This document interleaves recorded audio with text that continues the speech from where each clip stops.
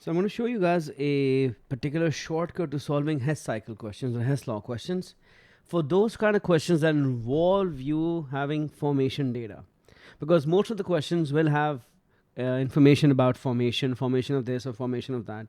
And generally speaking, if you're given, especially if you're given a reaction where a certain amount of reactant or certain reactants make products, let's say you're asked to find the delta H of a reaction that goes from certain reactants to certain products, and you're asked, okay, so you want to find the delta H of that. The easiest way to find the delta H of that using Hess cycle, which is what we use, is if I know the formation data of the reactants and the formation data of the products. What do I mean by formation data? Well, the enthalpy change of formation of the reactants specifically in this case. So if I'm saying that my reaction is with reactants A to make products B, what I'm saying is that you need information like this, like the information of all the elements that make up A forming A and all the elements reacting to form B. Now, why am I writing elements? Because the standard enthalpy of formation of any substance, let's say A here, is when all the elements that make up A combine to make A. That reaction change is called formation. And elements to B would be the formation of B. Yeah. And the idea is that since you are already working with a three-stage method, a three-box method, and if A and B are your two boxes, then the easiest way to come up with is have a third box for elements, and then elements to A is what you know, elements to B is what you know. So what I'm saying is this, like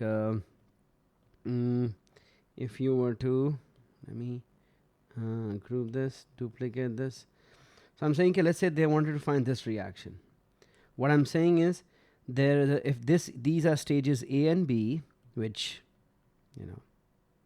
stage A, stage B, then you can have a third stage, C, and those will be of all the elements that will make up reactants in A and reactants in B. And this very standard way of making a Hess cycle is going to be used to solve 90% of the questions that you're going to be given. Because literally in the real world, we can find the enthalpy change of any reaction with this table in the real world. Because if I have the formation of the reactants and the products, then I can find the delta H of any reaction. So here, if you think about this cycle, what I'm saying, and I actually have a nicer diagram of the same thing. I'll just show that to you. Pasting that here. Same thing, just drawn neater. Okay, is this. So if you have a reaction from going from certain reactants to products, and you have to find the delta H of that reaction, you can have them as reactants as box A, products as box B, and elements in box C. And one reaction will be from elements to reactants, one arrow will be from elements to products, and that's what you need to find.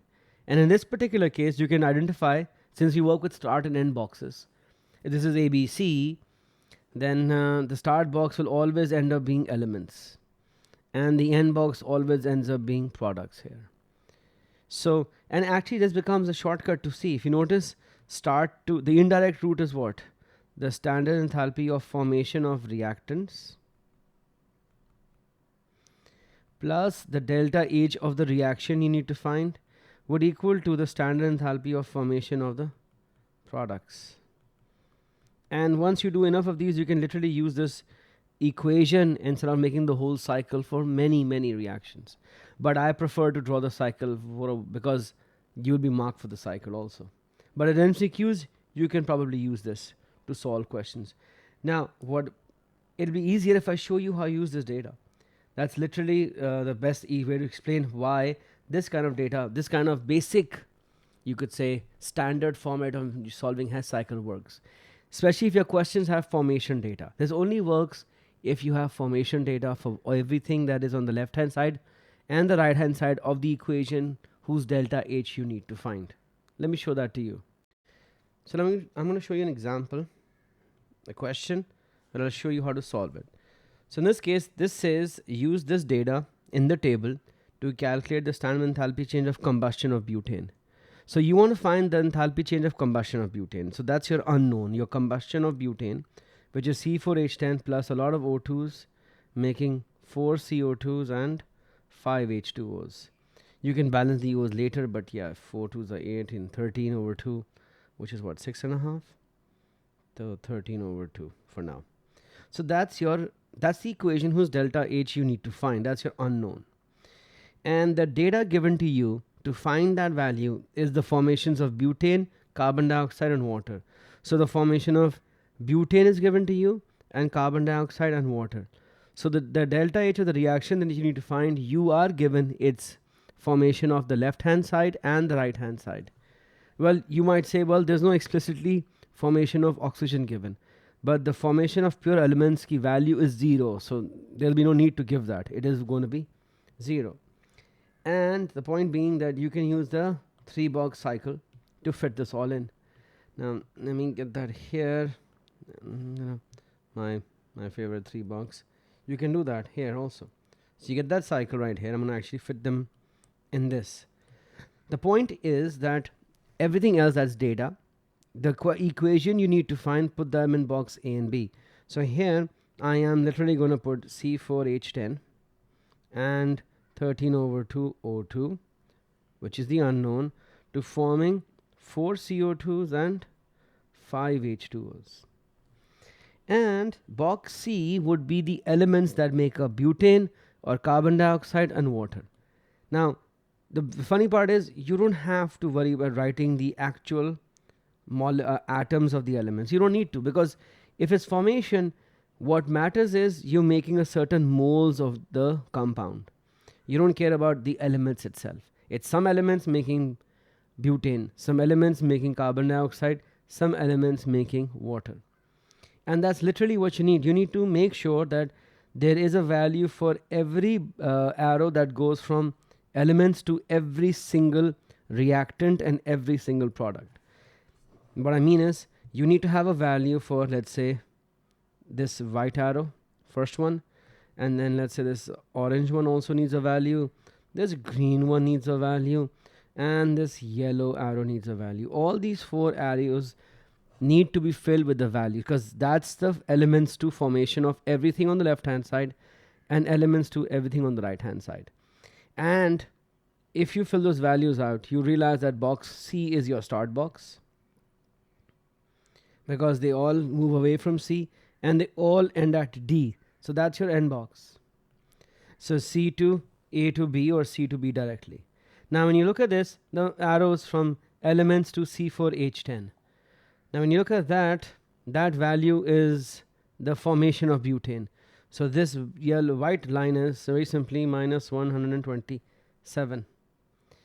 And elements to O2, which is technically supposed to be 0. So we never really draw them later on. Elements to elements, we don't never really draw the arrow because the value will be 0.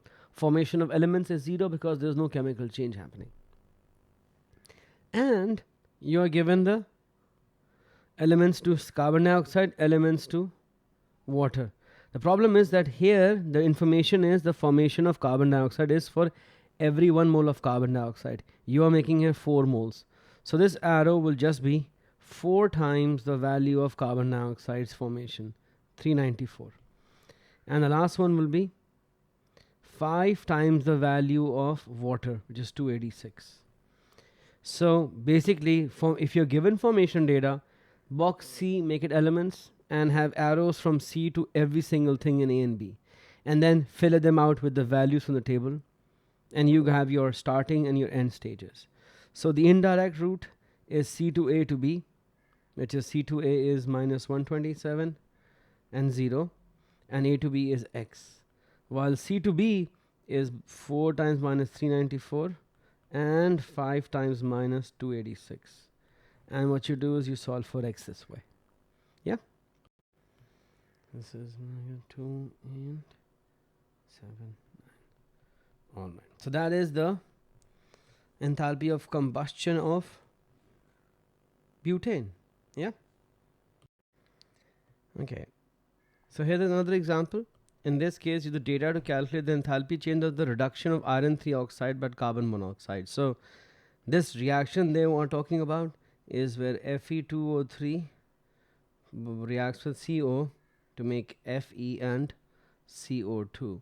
If you balance that, you will need what? 2 here and 3 this way, 3 this way. So the equation is in fact here Fe2O3 plus 3CFe, not F. What am I talking about? So this is the equation they want you to find the value for. 3CO becoming 2Fe and 3CO2. That's your unknown equation. You got to find the delta H4. Given that you've been given the formations of iron 3 oxide, carbon monoxide, carbon dioxide, and let's use the table for the formation reactions. Which ones? The ones, let me just bring that back here. Okay.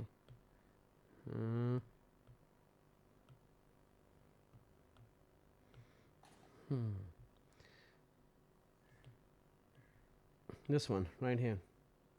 You know, if you can use this to find this. Yep. So you have the formations of this would be called the reactants. These are the products. You have the formation of reactants and you have the formation of products, and any element, therefore the formation of iron is going to be 0. And let's try this out. Let's solve this for the value.